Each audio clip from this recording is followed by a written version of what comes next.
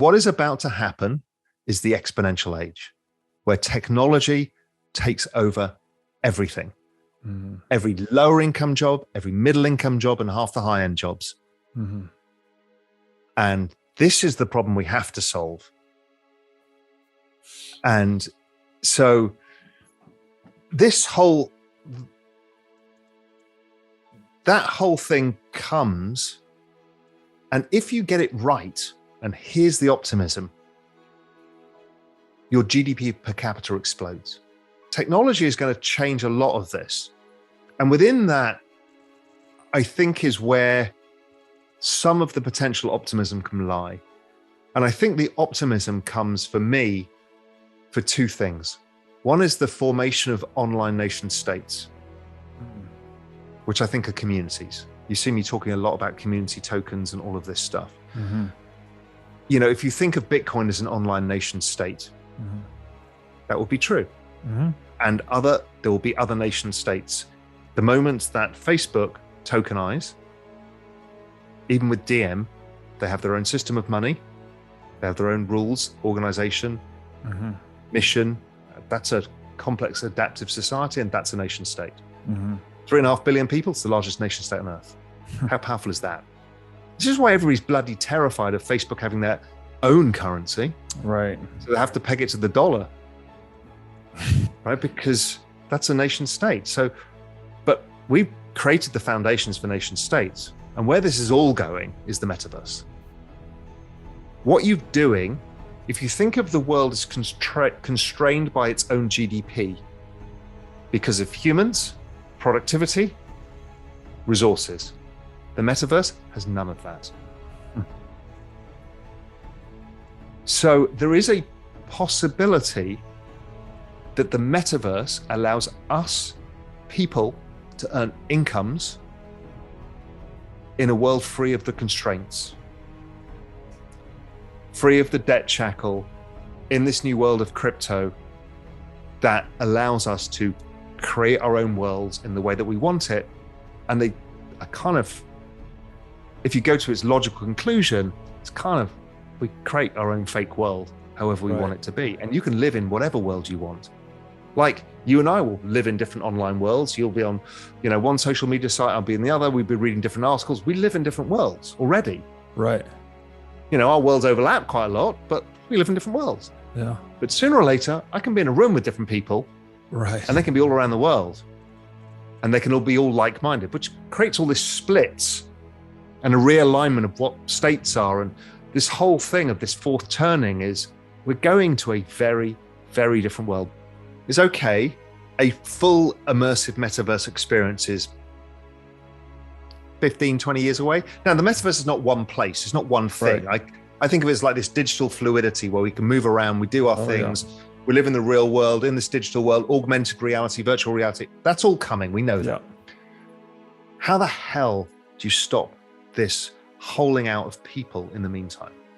And this is the story now of, I think, and this is really contentious, I think the central bank digital currencies are going to give governments an opportunity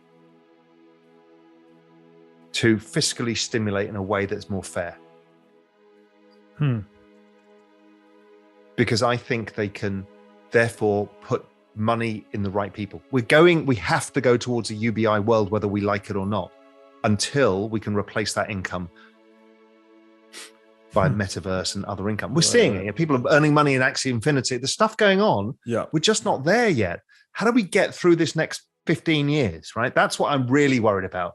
This next 15, 20 years is about as hard as it comes. We've got the battle of getting crypto mainstream, that governments don't over-regulate it. And, all of the things we've got 20 years of a battle here.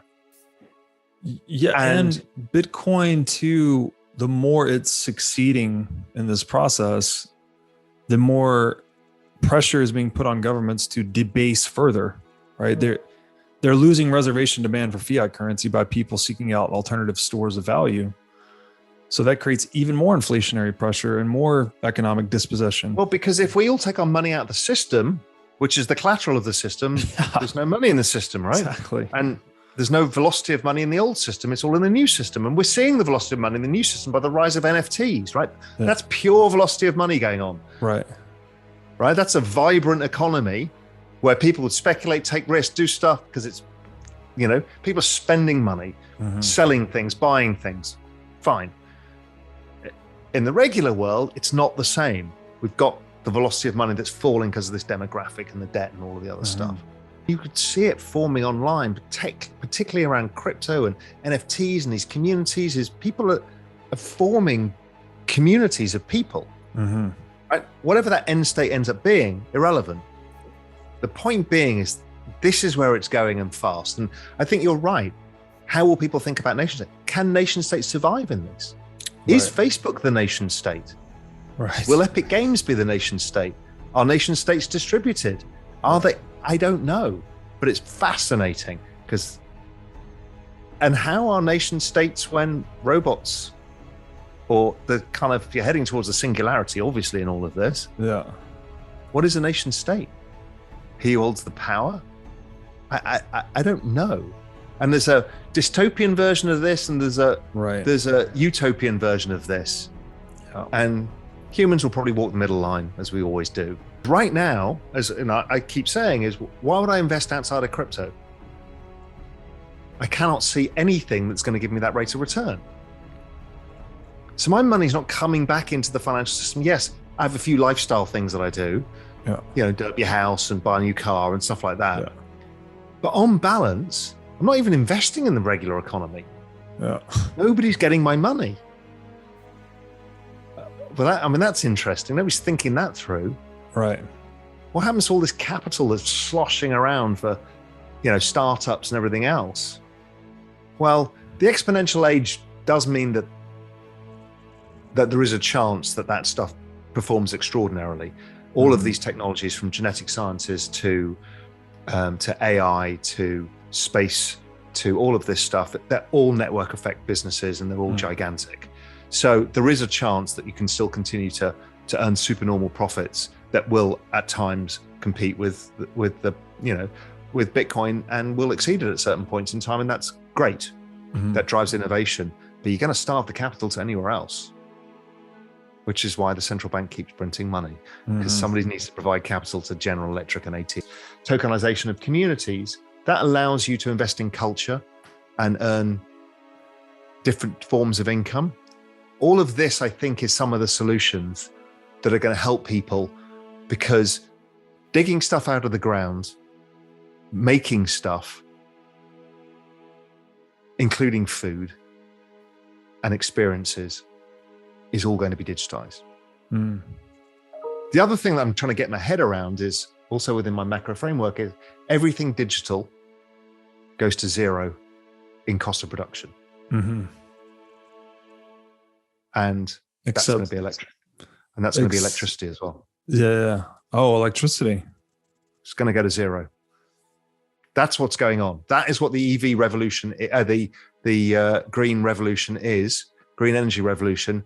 Technology is going to drive the cost of energy to zero. What does that mean for the world? Well, clearly it powers the metaverse. But what productivity does that unleash? That's a hell of a shock. I mean, that is... Because if you remember, oil has been roughly the same versus wages, blah, blah, blah, inflation adjusted terms forever. Yeah. It got a bit cheaper in recent years because of fracking, because that was technology, blah, blah, blah. But electricity is going to go to zero, however you generate it in the end. That's a shock, a positive shock to the world, of which I can't get my head around.